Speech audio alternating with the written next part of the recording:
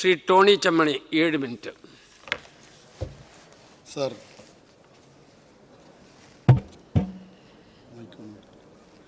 ബഹുമാനപ്പെട്ട മുഖ്യമന്ത്രി 2026-27 വർഷത്തിലേക്ക് അവതരിപ്പിച്ച ഈ പുതുക്കിയ ബജറ്റിനെ ഞാൻ പൂർണ്ണമായും പിന്തുണയ്ക്കുകയാണ്. ഈ ബജറ്റ് സംസ്ഥാനത്തിൻ്റെ വികസനത്തിന് ഒരു പുതിയ ദിശാബോധം നൽകുന്നതാണ് എന്ന് സുവ്യക്തമാണ്. വർദ്ധിച്ച പൊതുകടം, ശമ്പളം, പെൻഷൻ, പലിശ എന്നീ അനിവാര്യ ചെലവുകൾ, പരിമിതമായ ധനകാര്യ വിഹിതം എന്നീ സംസ്ഥാനത്തിൻ്റെ വികസന വെല്ലുവിളികളെ അതിജീവിക്കാൻ പ്രായോഗികമായ സമീപനം സ്വീകരിക്കുന്നതാണ് ഈ ബജറ്റ്. മാത്രമല്ല, സമൂഹത്തിലെ എല്ലാ വിഭാഗങ്ങളെയും ഉൾക്കൊള്ളുന്ന, ചേർത്ത് പിടിക്കുന്ന ഒരു ബഡ്ജറ്റാണിത്.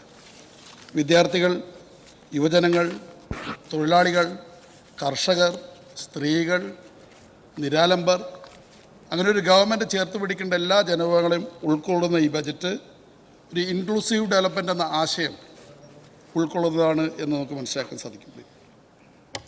ഒരു ബഡ്ജറ്റിൻ്റെ വിശ്വാസ്യത, ആ ബഡ്ജറ്റ് അതിൽ പറഞ്ഞിരിക്കുന്ന പദ്ധതികൾ നടപ്പിലാക്കുക എന്നതാണ് പ്രസക്തമാകുന്നത്. അവിടെയാണ് സാർ ഈ ബഡ്ജറ്റ് അവതരിപ്പിക്കുന്നതിന് മുമ്പ് ഈ ഗവൺമെൻറ് നടപ്പിലാക്കിയൊരു പദ്ധതിയിലൂടെ ഈ ബഡ്ജറ്റിൽ ഓരോ പദ്ധതികളും സാക്ഷാത്കരിക്കപ്പെടുമെന്ന് എനിക്ക് ഉറപ്പുണ്ട്. ജൂൺ 19 ബഹുമാനപ്പെട്ട മുഖ്യമന്ത്രി ഈ ബഡ്ജറ്റ് അവതരിപ്പിച്ചത്. അതിനു മുമ്പ് ജൂൺ 15 കേരളത്തിലൊരു പദ്ധതിക്ക് ഈ ഗവൺമെൻറ് തുടക്കം കുറിച്ചു. കേരളത്തിൻ്റെ പൊതുഗതാഗത രംഗത്ത് വിപ്ലവം സൃഷ്ടിച്ചൊരു പദ്ധതിയായിരുന്നു. കേരളത്തിൽ സ്ത്രീകൾക്ക് സൗജന്യമായി KSRTC ഓർഡിനറി ബസ്സുകളിൽ സഞ്ചരിക്കാൻ അവസരമൊരുക്കിക്കൊണ്ട് ജനങ്ങൾക്ക് നൽകിയ വാക്ക് പാലിക്കുന്നൊരു ഗവൺമെൻറ്റാണ് ഇത് എന്ന് തങ്ങളുടെ പ്രവൃത്തിയിലൂടെ തെളിയിച്ചു. അതുകൊണ്ട് തന്നെ സാർ, ഈ ബഡ്ജറ്റ് പറയുന്ന ഓരോ കാര്യങ്ങളും കേരളത്തിൽ സാക്ഷാത്കരിക്കപ്പെടും. ഇതിൽ നിരവധിയായ പദ്ധതികളുണ്ട്. ആ പദ്ധതികളെല്ലാം കേരളത്തിൻ്റെ സമഗ്രമായ വികസനത്തിന് സാധ്യമാകുമെന്ന് ഞാൻ കരുതുകയാണ്. സാർ, ഈ ബഡ്ജറ്റ് ഇവിടെ അവതരിപ്പിക്കാൻ ഞങ്ങൾക്ക് സാധ്യമായ രാഷ്ട്രീയ പശ്ചാത്തലം കൂടി ഈ സന്ദർഭത്തിൽ നാം പരിശോധിക്കണം. ഇടതുപക്ഷത്തിൻ്റെ 3ാം ഗവൺമെൻറ് വരുമെന്ന വലിയ രാഷ്ട്രീയ പ്രചരണം കണ്ട നാടാണ് കേരളം. എത്രയോ പണം, ലക്ഷക്കണക്കിന് കോടിക്കണക്കിന് പണം ചെലവഴിച്ചാണ് ആ പ്രചരണം ഉണ്ടായത്. പക്ഷേ ഇന്ന് കേരളത്തിലെ ജനങ്ങൾ ഐക്യജനാധിപത്യ മുന്നണിയാണ് ഈ സംസ്ഥാനത്തിൻ്റെ ഭരണം ഏൽപ്പിച്ചത്. എന്തുകൊണ്ടാണ് എന്ന് പരിശോധിക്കുമ്പോൾ വിശ്വാസ്യത ഒരു ഘടകമാണ് സാർ. വിശ്വാസ്യത നഷ്ടപ്പെട്ടൊരു ഗവൺമെൻറ്റായിരുന്നു കഴിഞ്ഞ 5 വർഷക്കാലം കേരളം ഭരിച്ചത്. എന്തെല്ലാമാണ് ഈ കേരളം കണ്ടത്? 10 വർഷത്തിൽ അവസാനത്തെ 5 വർഷമാണ് ഞാൻ പറയുന്നത്. കെട്ടുകാഴ്ചകളുടെ വലിയ ഘോഷയാത്രയായിരുന്നു കേരളം കണ്ടത്. അഴിമതി, സ്വജനപക്ഷപാതം, ധൂർത്ത്. സാർ, ഞാൻ കഴിഞ്ഞ ദിവസം ഒരു രംഗം കണ്ടു. കേരളത്തിൻ്റെ മുൻ മുഖ്യമന്ത്രി കണ്ണൂർ റെയിൽവേ സ്റ്റേഷനിലൂടെ ശാന്തനായി നടന്നു പോകുന്നതാണ് രംഗം. പക്ഷേ ഇതേ മുൻ മുഖ്യമന്ത്രിയെ ഞാൻ മറ്റൊരു സന്ദർഭത്തിലും കണ്ടിട്ടുണ്ട്. 1,10,00,000 രൂപയുടെ ബെൻസ് ബസ്സിൽ കേരളം മുഴുവൻ സഞ്ചരിക്കുക. ബസ് നിൽക്കുന്നിടത്ത് ഹൈഡ്രോളിക് ലിഫ്റ്റിൽ വന്നിറങ്ങുന്ന മുഖ്യമന്ത്രി. കേരളത്തിൽ 1 ഡസനിലധികം സർക്കാരിൻ്റെ വിദ്യാലയങ്ങളുടെ മതിൽ പൊളിച്ചാണ് അദ്ദേഹം ആ വേദിയിലേക്ക് എത്തിയത്. സഞ്ചരിക്കാൻ, നടക്കാൻ അദ്ദേഹത്തിന് സാധിക്കാത്തതുകൊണ്ടാണ് അത് ചെയ്തത്. പക്ഷെ അതേ മുഖ്യമന്ത്രിയാണ് ഇപ്പോൾ കണ്ണൂർ റെയിൽവേ സ്റ്റേഷനിലുണ്ട്. സാർ, ജനങ്ങൾ ഇതെല്ലാം കാണുകയാണ്. നവകേരള സദസ്സ് എന്നായിരുന്നു അതിൻ്റെ പേര്. ആ നവകേരള സദസ്സ് കേരളത്തിൽ നടന്നപ്പോൾ നാം കണ്ടതല്ലേ, ഒരു ഭരണകൂടത്തിൻ്റെ ഫാസിസം എന്താണ് എന്ന് കണ്ടു. എൻ്റെ സമീപത്തിരിക്കുന്ന AD തോമസ് ആ ഫാസിസത്തിൻ്റെ ഇരയുമാണ്, ആ ഫാസിസത്തിൻ്റെ ഗുണഭോക്താവുമാണ്. നവകേരള സദസ്സ് കേരളത്തിലെ 140 മണ്ഡലങ്ങൾ കടന്നു ചെന്നു. ആളുകൾ തങ്ങളുടെ ജീവിത സംഘടനകൾ പറയാൻ വേണ്ടി മുഖ്യമന്ത്രിയും മന്ത്രിമാരെയും കാണാൻ വന്നു. പക്ഷെ ഒരാൾക്ക് പോലും കേരളത്തിലെ മുഖ്യമന്ത്രിയോട് നിവേദനം നൽകാൻ സാധിച്ചില്ല. മുഖ്യമന്ത്രി രാഷ്ട്രീയ പ്രസംഗം നടത്തുകയായിരുന്നു. പ്രതിപക്ഷ നേതാക്കളെ ആക്ഷേപിക്കുന്ന, വിമർശിക്കുന്ന പ്രസംഗങ്ങൾ. 2024 പാർലമെൻറ്റ് തെരഞ്ഞെടുപ്പ് മുമ്പുള്ള ഒരു രാഷ്ട്രീയ നാടകമായിരുന്നത്. സർക്കാർ ഫണ്ട് ഉപയോഗിച്ച് ഒരാൾക്ക് പോലും മുഖ്യമന്ത്രിയെ കാണാനോ കേൾക്കാനോ സാധിച്ചില്ല. പക്ഷേ കേരളത്തിലെ മുഴുവൻ ജനങ്ങളെയും കാണുകയും കേൾക്കുകയും ചെയ്തൊരു മുഖ്യമന്ത്രി ഉണ്ടായിട്ടുണ്ട്. കേരളത്തിലെ 14 ജില്ലകളിൽ ജനസമ്പർക്ക പരിപാടി നടത്തി. തൻ്റെ അടുത്ത് വന്ന് ജീവിത സങ്കല്പം പറഞ്ഞ ആളുകളെ കേട്ടവയ്ക്ക് പരിഹാരം ഉണ്ടാക്കാൻ സാധിച്ചൊരു മുഖ്യമന്ത്രി നാട് കണ്ടിട്ടുണ്ട്. പ്രിയപ്പെട്ട ഒരു ജില്ലയിൽ ജനസമ്പർക്ക പരിപാടി നടത്തി ആയിരക്കണക്കിന് സ്ത്രീകളടക്കം വരുന്നു. വൈകുന്നേരമായി, ആളുകൾ കഴിഞ്ഞിട്ടില്ല. സന്ധ്യയായി, രാത്രിയായി, വന്ന ആളുകൾ പിരിഞ്ഞു പോയിട്ടില്ല.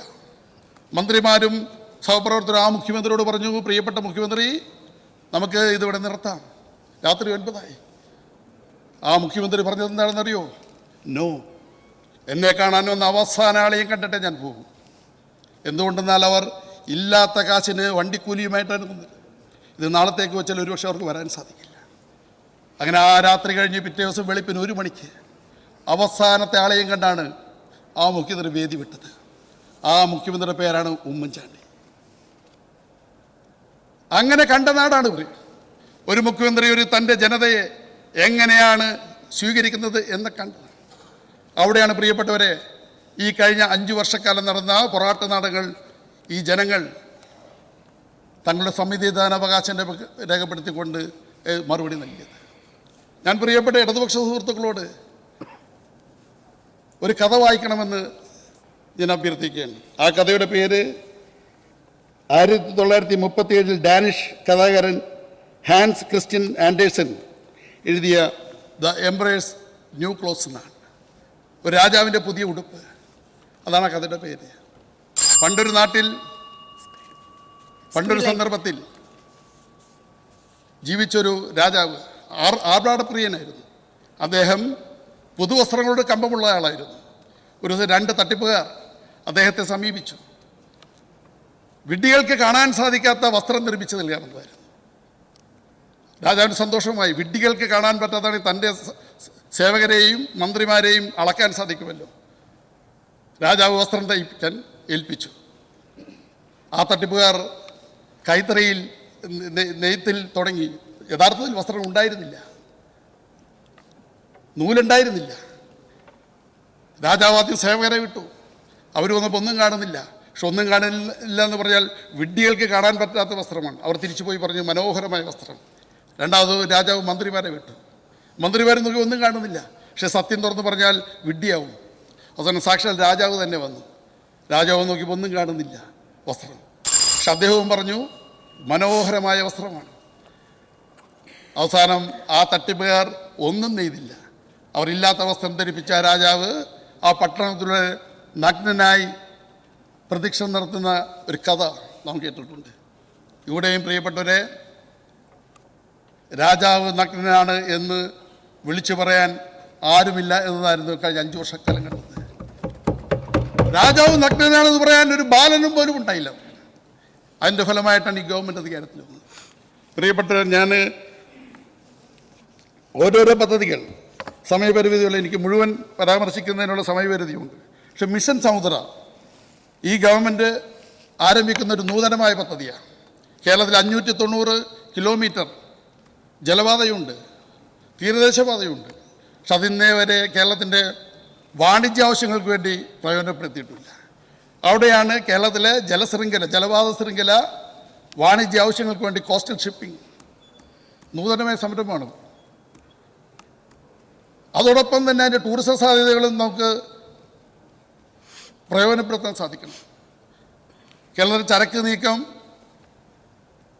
ജലപാതയിലൂടെ ആകുമ്പോൾ റോഡിൽ വാഹനത്തിൻ്റെ തിരക്ക് കുറയും, റോഡ് സുരക്ഷ നമുക്ക് ഉറപ്പുവരുത്താൻ സാധിക്കും. പക്ഷെ എന്നെ ഏറെ ആകർഷിച്ചത് കോസ്റ്റൽ ഷിപ്പിംഗ് പദ്ധതിയുമായി ബന്ധപ്പെട്ട് നടക്കുന്ന പ്രദേശത്ത് ആ തീരദേശവാസികൾക്ക് അങ്ങ് പെട്ടെന്ന് പറഞ്ഞു തീർക്കണം, സമയം പരിമിതിയുണ്ട്.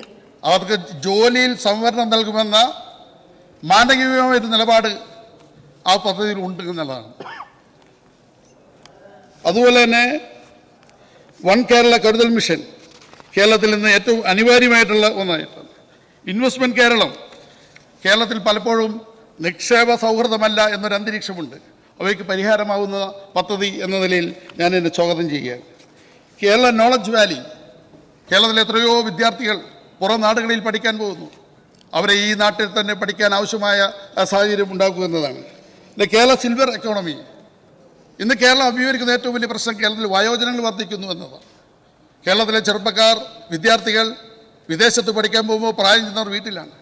അവിടെയാണ് അവർക്ക് വയോജന ഷെൽട്ടർ ഹോമുകൾ നിർമ്മിച്ചുകൊണ്ട് കാലോചിതമായ അധിക സമയം എടുത്തു. വളരെ പെട്ടെന്ന് പറഞ്ഞു തീർക്കണം. രാവിലെ പ്രത്യേകമായിട്ടുള്ള റൂളിംഗ് ഉണ്ടായിരുന്നതാണ്. മറ്റൊന്ന് ഫിഷറീസിന്റെ, സാർ ആദ്യത്തെ ഒരു പ്രസംഗമല്ലേ, ഫിഷറീസുമായി ബന്ധപ്പെട്ട സബ് പ്ലാൻ കേരളത്തിലെ തീരദേശ മത്സ്യത്തൊഴിലാളികൾക്ക് പ്രയോജനം നൽകുന്ന ഫിഷറീസ് സബ് പ്ലാൻ ഈ അർത്ഥത്തിൽ ഒരു പുതിയ ദിശാബോധം നൽകുകയാണ്.